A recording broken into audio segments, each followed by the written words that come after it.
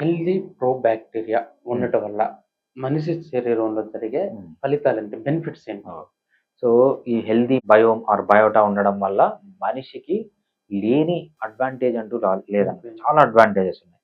So, దాంట్లో important మనం చూద్దాం. ఫస్ట్ చాలా మంది కంప్లెయింట్ చేసేది కాన్‌స్టిపేషన్. హ్మ్. కాన్‌స్టిపేషన్ అంటే మోషన్ రెగ్యులర్‌గా రాకపోవడము, గట్టిగా రావడము. వీటన్నిటికంటే మంచి సొల్యూషన్ ఏంటంటే మంచి గట్ బాక్టీరియా మెయింటైన్ చేయడము. సో, అదే అదే కాకుండా సీ మన గట్టులో హెల్తీ బాక్టీరియాతో పాటు అన్‌హెల్తీ బాక్టీరియాని కూడా మనము ఎన్వైర్న్‌మెంట్ నుంచి తీసుకుంటుంటాం. అవును. బాక్టీరియాని కొన్ని అన్‌హెల్తీ వైరస్‌లు గాని, ప్రోటోజోవన్స్ గాని, ఫంగస్‌లు గాని, ఆల్గేలు గాని మనం తీసుకుంటున్నాం.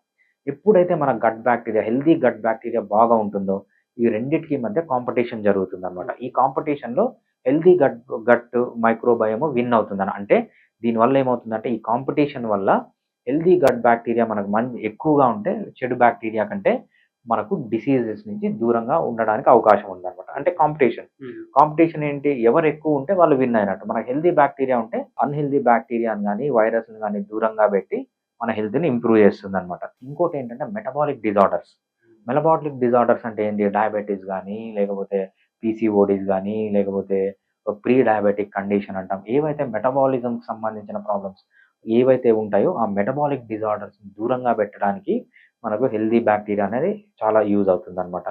మెటబాలిక్ డిజార్డర్సే కాకుండా అలర్జీస్ చాలామంది చూస్తుంటారు. డిఫరెంట్ అలర్జీస్‌తో బాధపడుతుంటారు. ఈ అలర్జీస్‌ని కూడా మంచి బాక్టీరియా ఉంటే మనకు మంచి మైక్రోబయోమ్ ఉంటే మనకు అలర్జీస్ కూడా బాగా తగ్గుతాయన్నమాట. అలర్జీసే కాకుండా ఆటో ఇమ్యూన్ డిజార్డర్స్ మనం సోరియాసిస్ అంటాం, విటిలిగో అంటాం, పర్నీషియస్ అనీమియా అంటాము, లేకపోతే కాన్స్ డిసీజ్ అంటాము, అల్సరేటివ్ కోలైటిస్ అంటాము. ఇట్లాంటి డిఫరెంట్ ఆటో ఇమ్యూన్ డిజార్డర్స్ ఉన్నాయి. ఈ ఆటో ఇమ్యూన్ డిజార్డర్ పాథాలజీని తగ్గించడానికి కూడా ఆ హెల్తీ మైక్రోబయోమ్ అనేది చాలా యూజ్ అవుతుందన్నమాట. అంతేకాకుండా న్యూరో డెవలప్‌మెంటల్ డిజార్డర్స్. సో, మనము చిన్న పిల్లవాడు కడుపులో ఉన్నప్పుడు గాని, లేకపోతే పిల్లవాడు ఎదిగే టైంలో వచ్చే డిజార్డర్స్‌ని ఏమంటామంటే న్యూరో డెవలప్‌మెంటల్. అంటే వాళ్ళు డెవలప్ అయ్యే టైంలో వచ్చే డిజార్డర్స్ అన్నమాట. కామన్‌గా ఏం చూస్తాం మనము ఏడీహెచ్‌డీ, ఆటిజం లేకపోతే global developmental disorder, global developmental delay అంటాం. డిఫరెంట్ టైప్స్ ఆఫ్ డిజార్డర్స్ ఉంటాయి. ఈ డిజార్డర్స్‌ని కూడా కంట్రోల్ చేయడానికి మనకు హెల్తీ బాక్టీరియా అనేది యూజ్ అవుతుంది. సో, ఇంకా ఏం యూజెస్ ఉన్నాయి అంటే, సీ మనము రెగ్యులర్‌గా తినే ఫుడ్‌లో ఏముంటాయి? కార్బోహైడ్రేట్ ఉంటుంది, ప్రోటీన్ ఉంటుంది, ఫ్యాట్ ఉంటుంది, మినరల్స్ ఉంటాయి, విటమిన్స్ ఉంటాయి. సో, ఇవి కాకుండా వేరేవి కావాలి. లేకపోతే వేరే టాక్సిన్స్ ఏమన్నా ఫుడ్‌లో కలిసాయి. సో, ఆ టాక్సిన్స్ డెస్ట్రాయ్ చేయాలంటే మన హ్యూమన్ బీయింగ్స్ ఏదన్నా జీన్స్ తయారు చేసుకోవాలంటే కొన్ని వందల సంవత్సరాలు లేకపోతే కొన్ని వేల సంవత్సరాలు పడుతుందన్నమాట. ఓకే.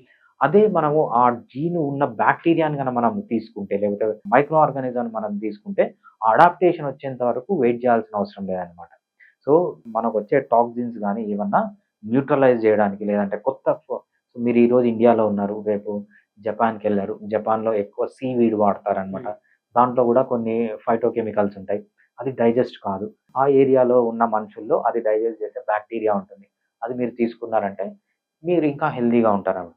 సో, దీనివల్ల మనకు చాలా బెనిఫిట్స్ ఉన్నాయి. సో, ఎవల్యూషనరీ బెనిఫిట్ అంటామనమాట. ఈ ఎవల్యూషనరీ బెనిఫిట్స్ గూడా మనకు హెల్తీ మైక్రోబయోటా ఆర్ మైక్రోబయోమ్ ఉండడం వల్ల చాలా యూజెస్ ఉన్నాయి. ఇట్లాంటి యూజెస్.